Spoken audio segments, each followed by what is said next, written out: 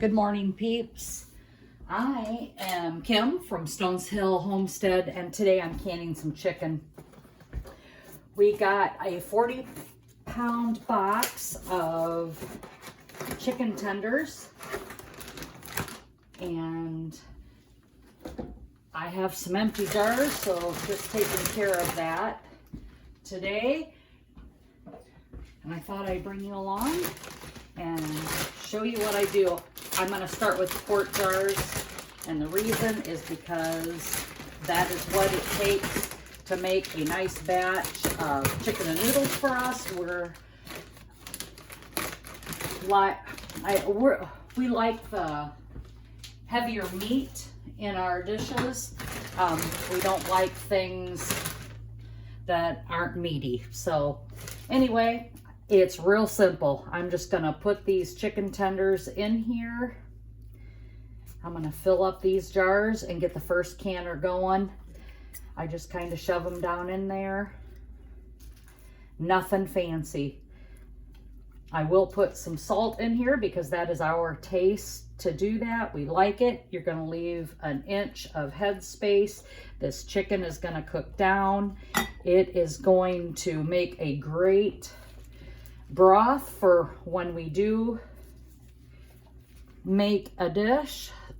So I'm doing that right now, and when I'm all done, I'll come back and I'll show you the next step. Like I said, nothing fancy. I'm just throwing these chicken breasts in there, kind of packing them down, not tight, just a nice packing, as you can see.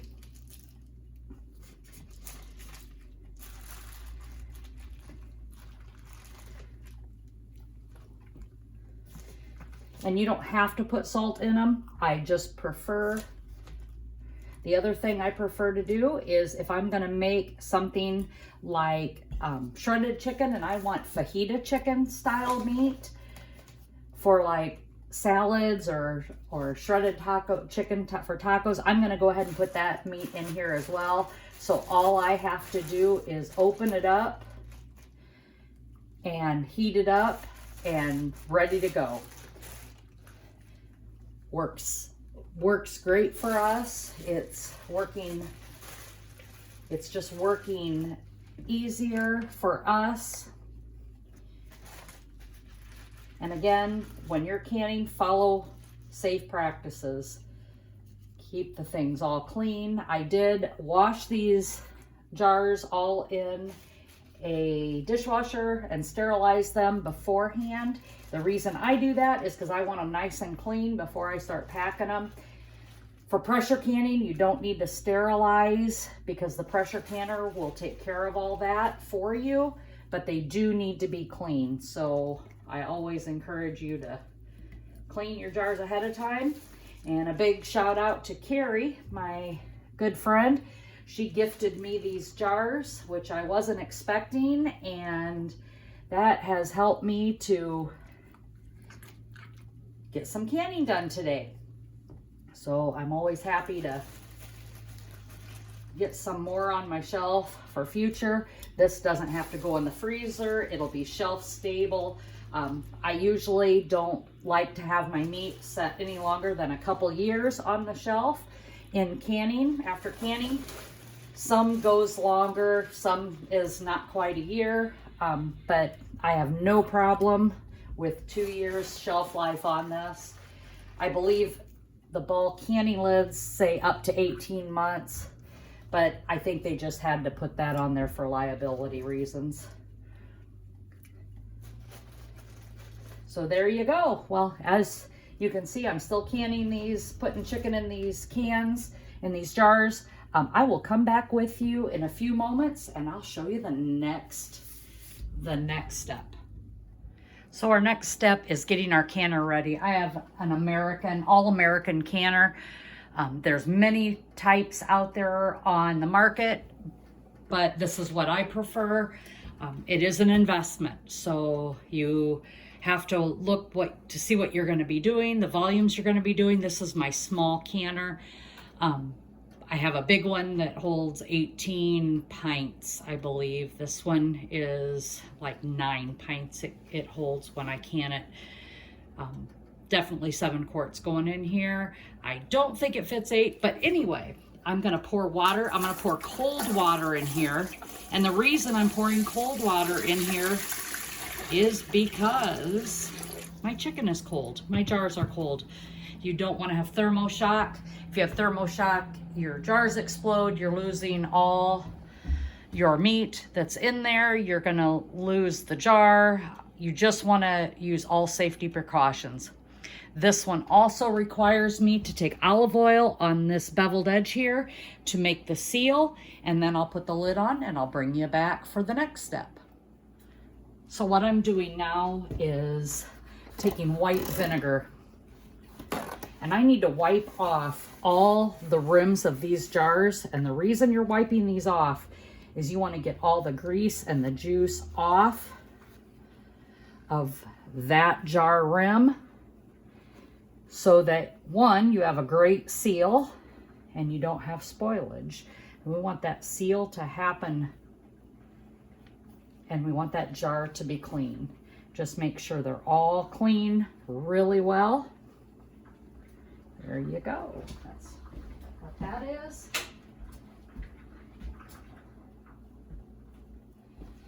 I'm gonna bring my lids over.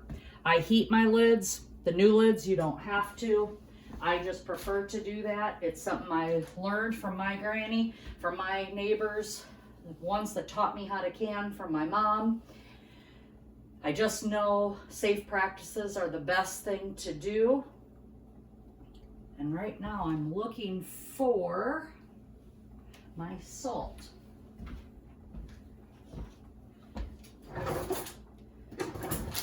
I use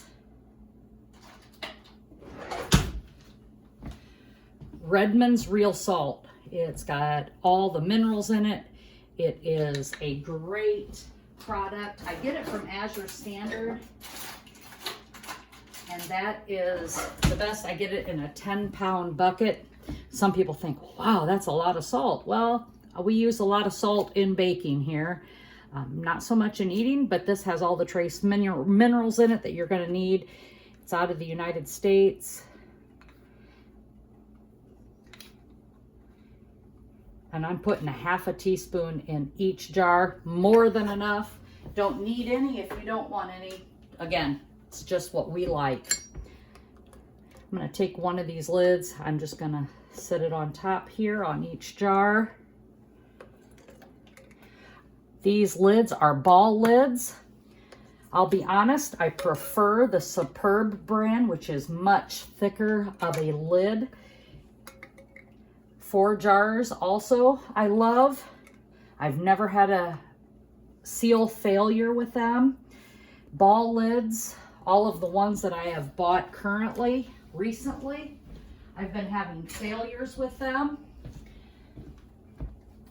The metal on these lids are much thinner than what the other brands are.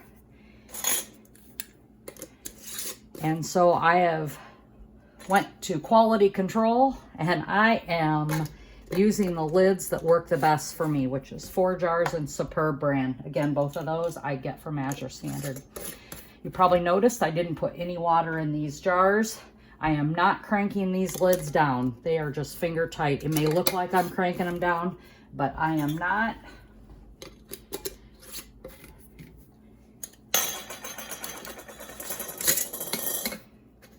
Get them on there nice, and there we go.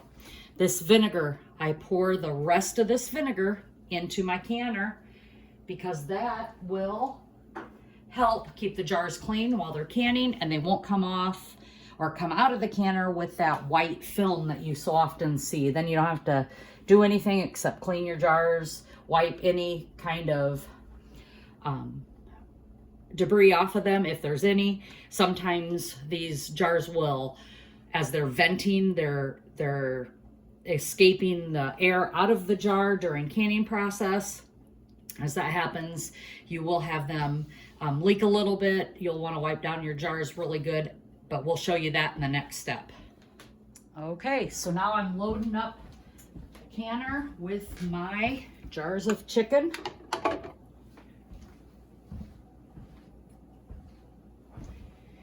Getting them all put in there.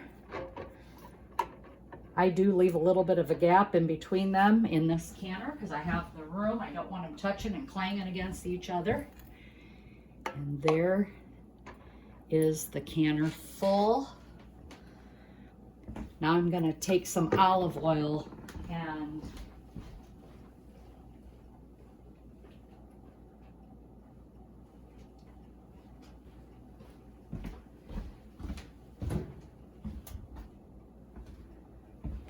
and put that on that beveled edge like I showed you earlier.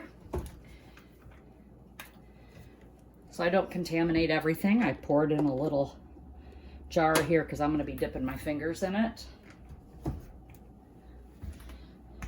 So here's the olive oil. And all I'm going to do is put that olive oil all around the beveled edge according to the manufacturer's instructions. Sorry about my arm there.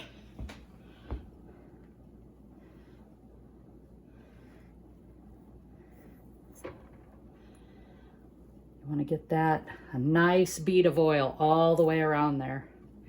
And that is your seal. This is why I like this canner better than others. I don't have to worry about a rubber seal failing on me. The next piece I'm going to put on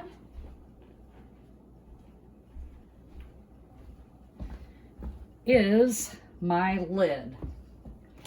Prior to doing that, I'm going to turn this canner around because I need this groove right here. I'm not sure if you can see that or not. There's a groove right here. And what I need to do, set my lid on top of here.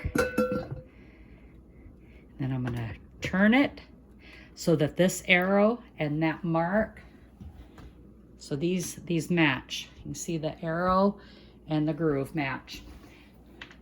Now I got to get this lid level, and I am going to start cranking this down.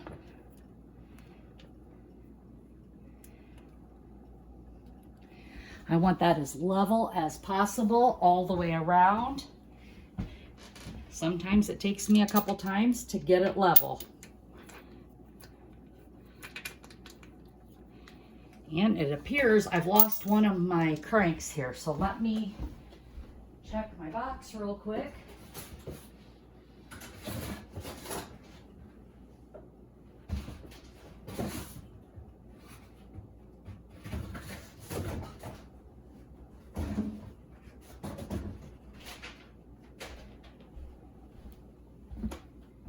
I'm not seeing it. I'll be right back. Well, I'm not sure where that other one went. However, because I have more than one All-American canner, I am able to use another one of the handles here, cranks that I have on my other canner. At least I hope I'm able to.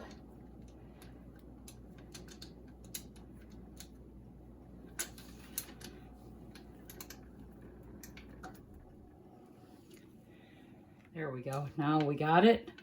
We're going to crank this down. And I don't do any of them tight until the very last one is on.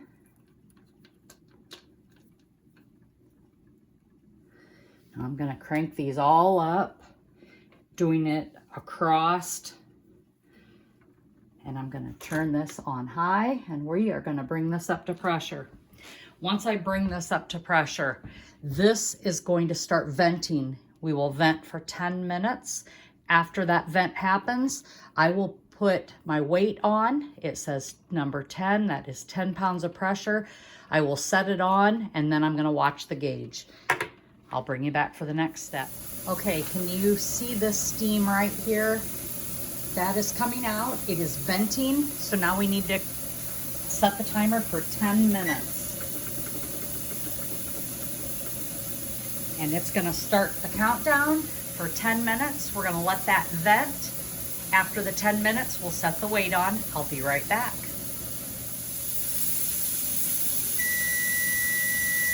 Okay, here we are. You can see my timer's done. And now we're gonna set that weight.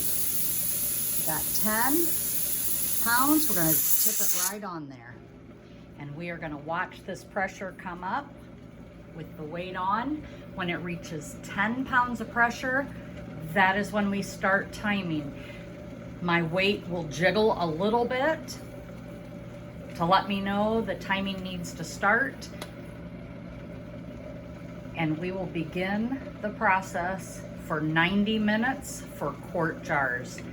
And it's not taking very long at all. You can see my weight is going up, the pressure is going up. My weight is bubbling a little bit, which is normal. And we'll be back on the next step. Okay, you can see I am at 10 pounds of pressure. My weight is beginning to jiggle. I'm gonna set my timer for 90 minutes.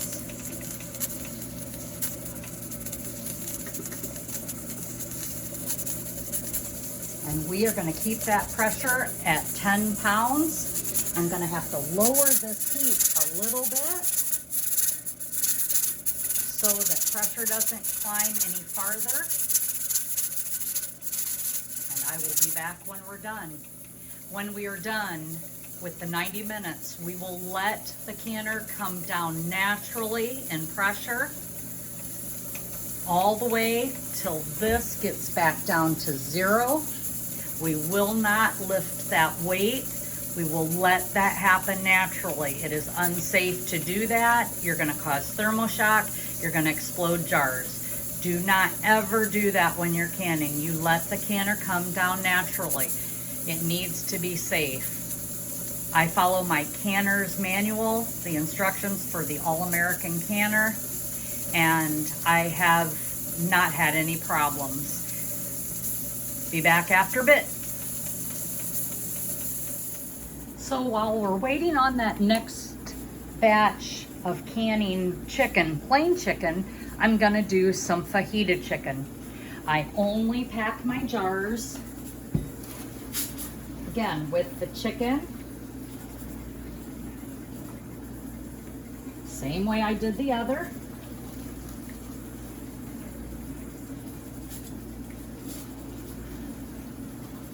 The only difference is I'm going to be doing fajita spice blend in these.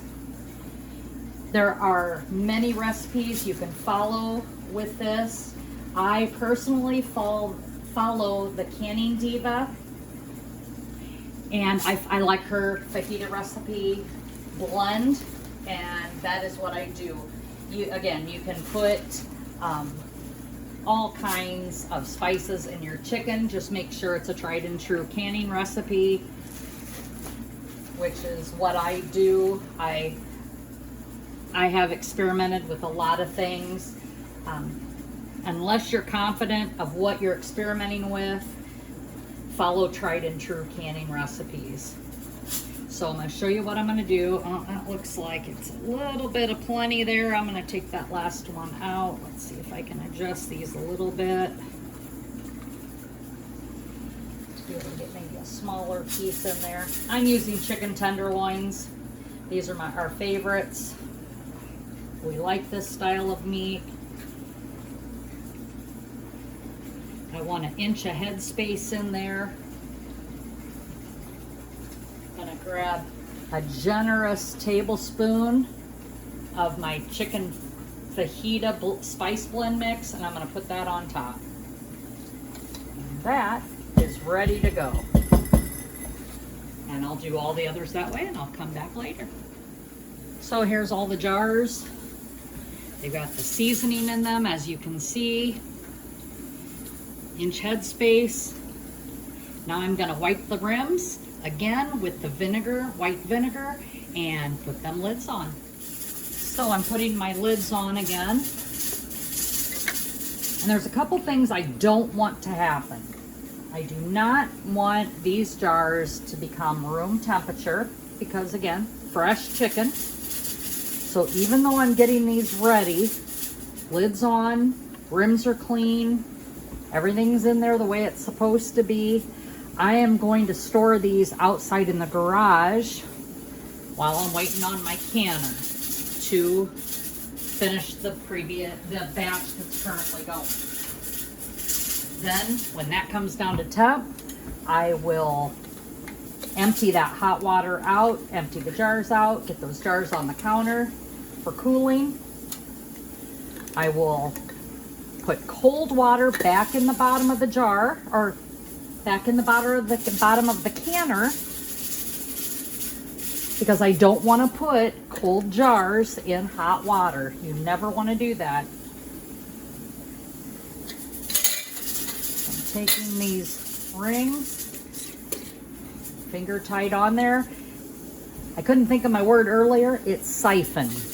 During the canning process, some of this will siphon out, and it'll really siphon out if you don't do the proper canning methods of taking that canner down to 0 pressure and letting it, just making sure these are finger tight. I don't want to crank them on. I just want to make sure that the canner comes down to proper temperature, and I start again with a cold canner. So again, this is 7 quarts of fajita spice blend chicken. I don't add peppers, onions, or anything to this. All I want is the chicken in there and the spice blend, because I like to add fresh vegetables. And this is a great summer meal. You don't have to heat up your kitchen. It's just a heat and eat in a skillet. Do your peppers in there, and there you have it. Also a great keto-friendly meal. I do not add brown sugar the way the recipe calls for it. Don't like the sweet taste of seasonings in my meat especially. So I will link the Canning Divas recipe at the bottom of the video. Okay, so the next project. I know you're probably wondering, what is Kim doing with 40 pounds of chicken? Well, I'm going to tell you what I'm doing with it. First batch was plain chicken. You can use that for just about anything.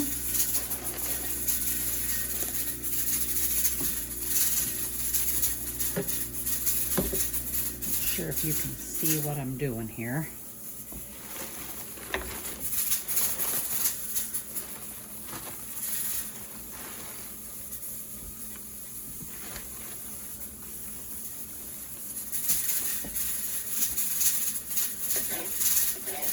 I am just cutting all this chicken up into nice small pieces. And the reason I'm doing this is I am making chicken pot pie filling. I'm going to be canning that as well.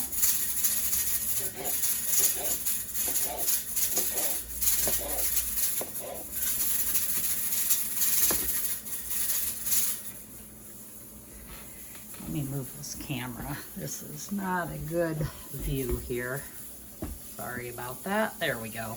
That's a better view. So I'm just going to cut this chicken up.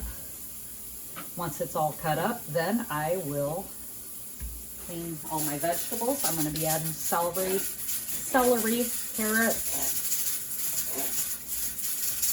maybe peas. I'm not sure, maybe corn. I haven't quite decided yet. But I'm just going to make a chicken pot pie base. No thickening in it. So I can use it either for chicken noodle soup when I'm done, or chicken pot pie. So it is a nice base. That way, if I'm not feeling well, if I just need a quick meal for us, just a variety of things. It's on the shelf. It's not taking up freezer space. That is my biggest concern. And you may think, well, why would you want to can everything and not use your freezer? Well, what we have discovered is when the weather gets bad, whether it be snow, rain, tornadoes in our area, ice storms, hurricanes, we don't have those in our area, we're in northern Indiana. Our main thing is snow, tornadoes, storms, maybe an accident, but that usually doesn't take long to get our electricity up and running. But this past fall and winter, we had some ice storms, especially fall, that knocked out my mom for 4 days. We had friends that were out 4 days without electricity. If you don't have the means, generator, to keep things going, your freezer and everything in it is gone. So we have adjusted our pantry to keep shelf-stable food for us and our kids. Again, we just want to be safe. We want to be able to have the options to be self-sustainable with what we have. Don't can or put on your pantry what you're not going to eat. That is a waste. And why would you work in your garden and plant all these items, can them or freeze them, whatever your options are? Not everybody has the ability to can like I do, or the storage space. But why would you work so hard doing that, can it, put it on your shelf in your pantry and not use it?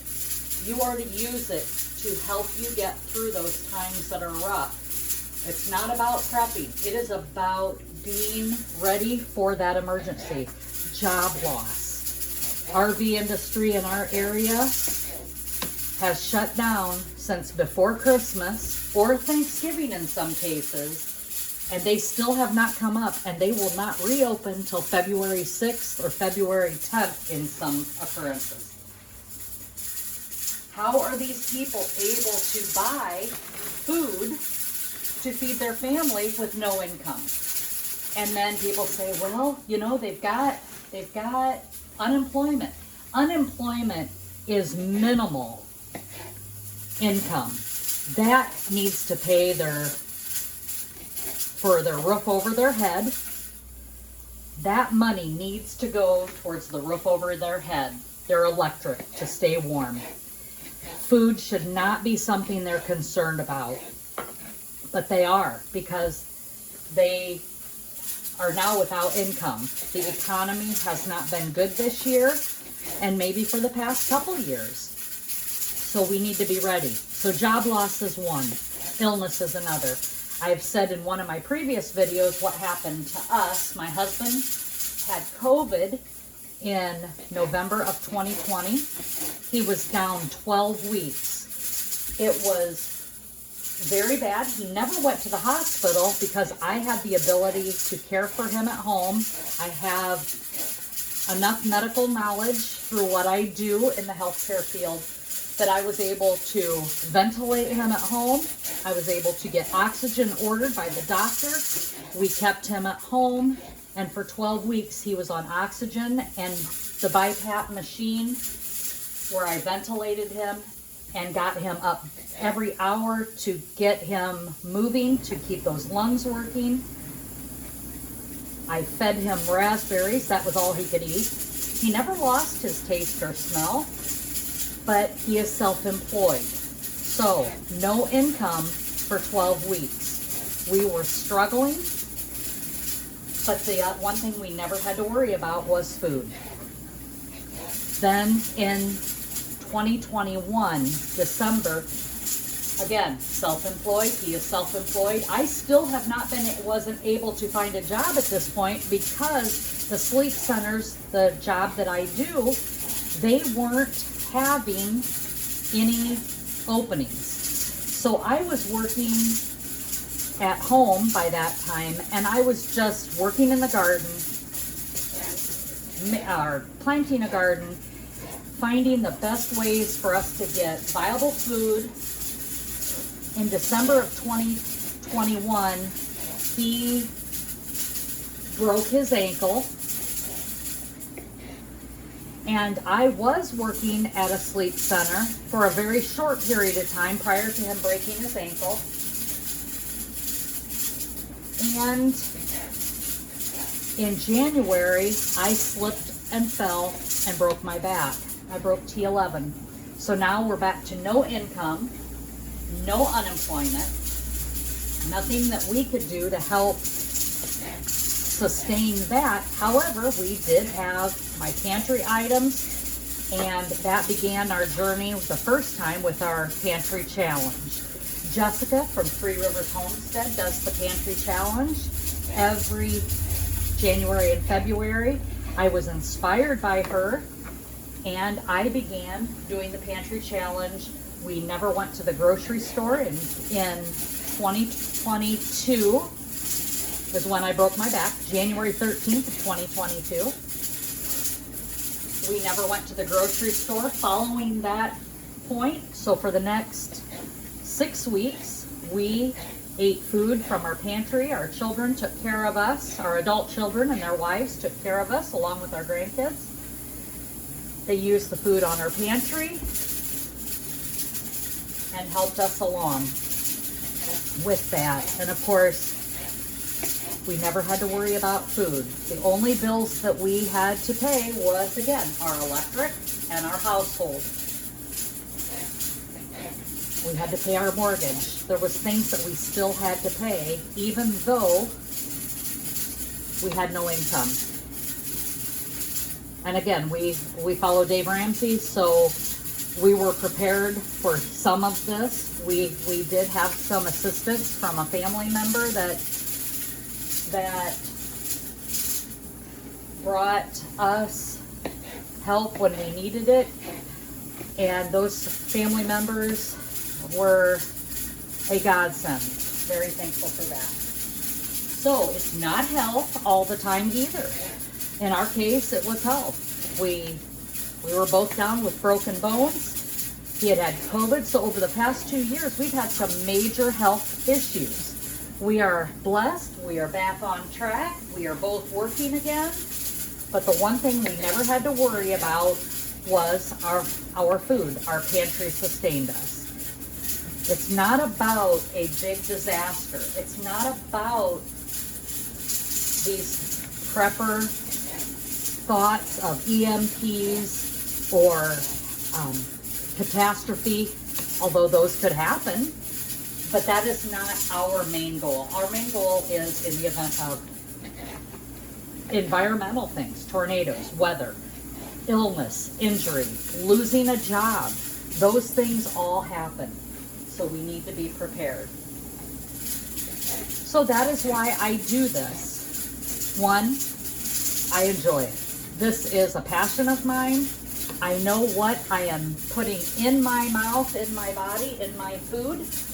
No preservatives. I am using things from Azure Standard. I am getting meat from a local source that I know what's in it. I know what they have fed it. Chicken is a little bit hard for us, but I do find a good source of that where it's non-GMO. It is as close to organic as I can get in my area for me. That's affordable, and that's what I do. So I will come back with you after a while when I get to the point of canning my chicken broth and my pot pie and my chicken soup, and we will go for there. Okay, folks, here we are again. I have just chopped up a very large onion and another half, I am making chicken soup, which is a basic chicken soup out of the bulk canning book. However, I do use the instructions from Ashley from Practical Self-Reliance. She does a great job at explaining things, how to do things. If you're want more on recipes, they're tried and true canning recipes. So I would suggest you follow her. If you want another option for canning, she just does great recipes. I really enjoy it. So the first thing I need to do is get all these ingredients in my stock pot. I'm doubling the recipe, and I'm going to be using, it says 1 cup of onion, but I'm doubling it, so I put 2 cups of chopped onion in here. I need 3 cups of carrots that are chopped. These, again, from my garden. They need to be used, and so I'm just going to use them. I'm going to add a little bit more carrot. You can add whatever you want.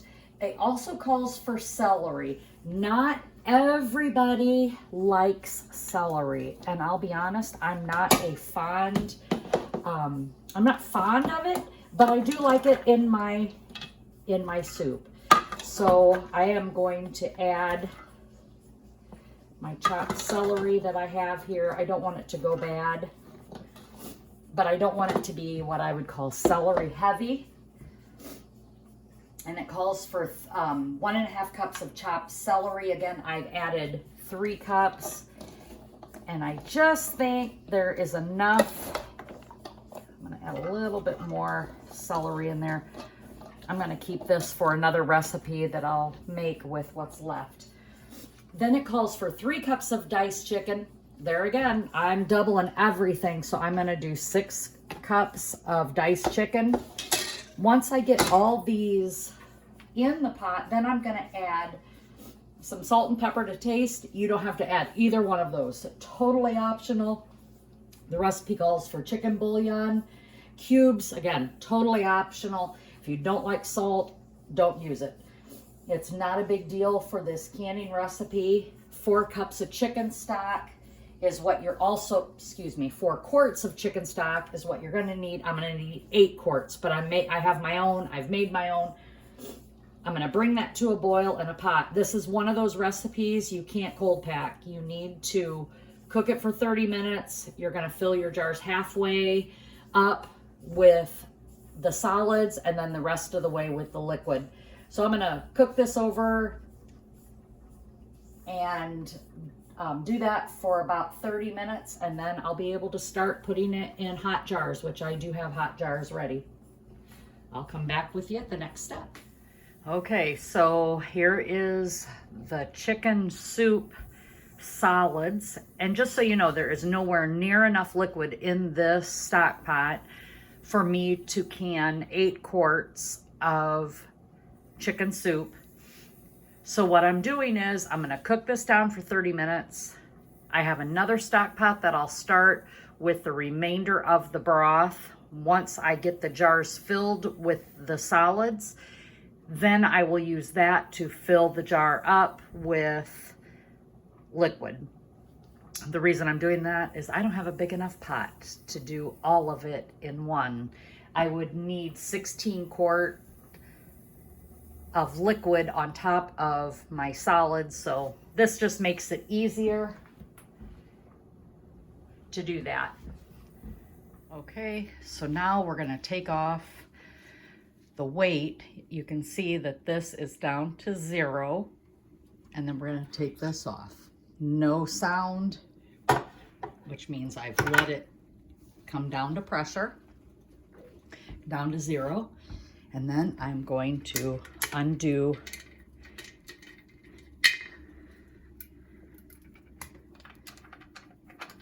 the screws on this canner.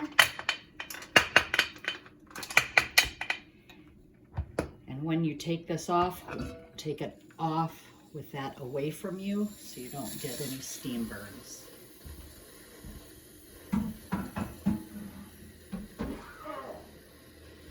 this stuff is really still boiling, so I'm going to let it sit here a few more minutes just to cool down a little bit before I start lifting those jars out of there.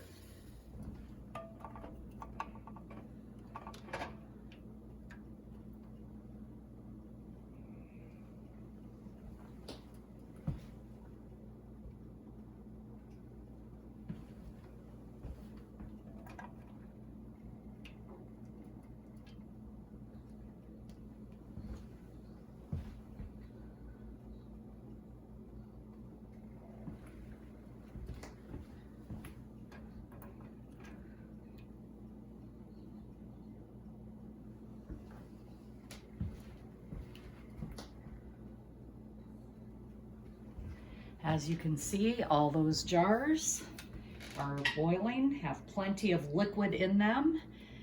The chicken made its own broth and it will be ready when we need it.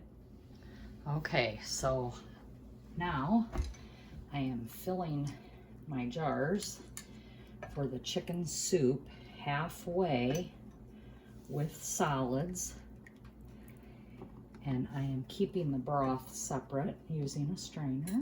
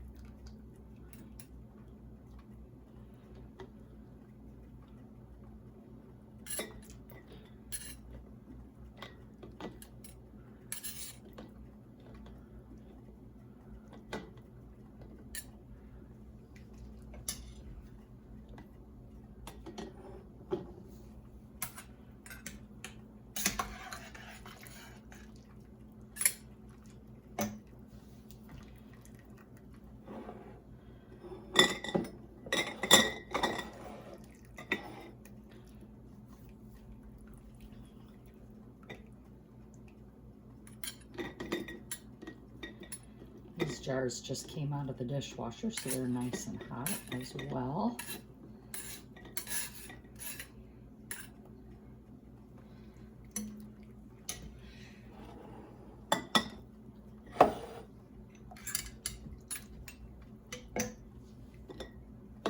And when I'm all done, I'll come back and I'll show you the next step. So all the jars are filled.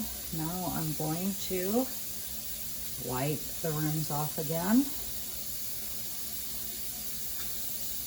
Making sure to get those all clean. Got an inch head space here. I did add salt to this recipe because we like some seasoning, salt and pepper.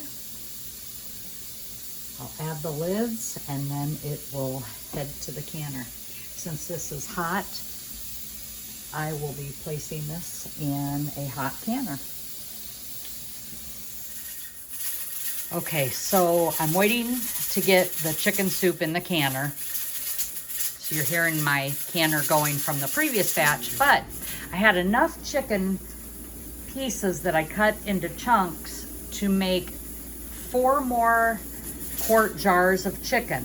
And I decided we eat a lot of Asian flair dishes, so I created an Asian spice blend that I can put in the jars for Asian chicken when I have Asian dishes. Actually, it was not anything I created. I misspoke. I didn't mean to do that. It is from the canning Diva again, and her recipe is on her website for chicken blends or spice blends that you can use while canning. This one is Asian Spice Blend. Here it is for you. And I will link her website at the bottom in the comments. So I've just finished up my canning from yesterday and ended up with 3 quarts of Great Northern beans because I didn't have enough jars in the canner to run the canner, so I thought I'd can some beans as well. So I ended up with 7 quarts of chicken soup base, 7 quarts of fajita chicken, 7 quarts of plain chicken, 4 quarts of Asian spice blend chicken, and then 3 quarts of Great Northern beans. So it was quite a productive day yesterday, and I will put these on my shelf and we'll be able to use them through the summer through fall. Thanks for watching and have a great day.